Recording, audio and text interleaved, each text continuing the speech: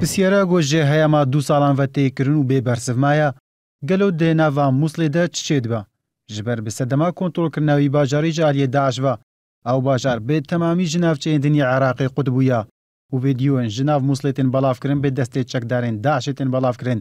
Din hade jî got operasyona kontrolkirina Mosulê dest pê kiriye heman pisyar dîsa vedgera. Dê dema 48 demijmêrên derbasbûyî de bê berdewamî firokeyên hevpeymanan lê asmanê Mosulê dizîvirin. Got piranyawan firokeyan bê firokvanin û ji bo çavdêriyê lê asmanê Mosulê dizîvirin.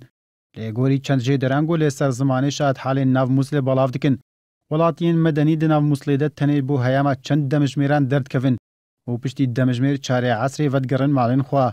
Din hade çekdarên Daişê di nava Mosulê de ne lê gelekî dernakevin û hindek car jî çekdarên Daeş bê temamî diyar namênin bê taybetî lê Taxa Musenna û Wehde û Suker lê lê navçeyên Kokçilî û Kerama derdikevin û hebûna wan heye.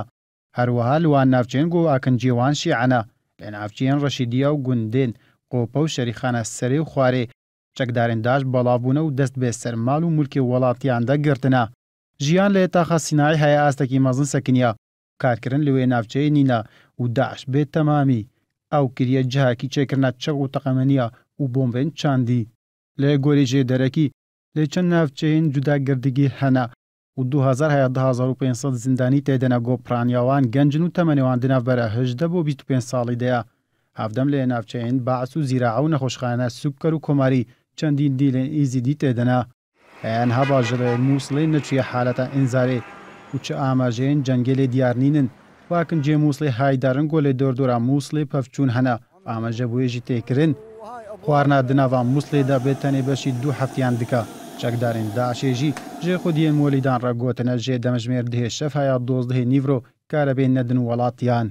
Çend jêder amajebûyê dikin welatiyên Mosulê di niha de di nava agrê Daişê de û agrê hêzên ewlehiyê de jiyanê bi ser dibin. Ji ber wê hejmarek mezin ji welatiyan dixwazin bê çi awayî bê ji nava bajêr derkevin û xwe ji wê rewşê rizgar bikin. û beşekî din jî çavarên hêzên ewlehiya Iraqê biçine nav Mosulê da got ew ji bajêr biravin.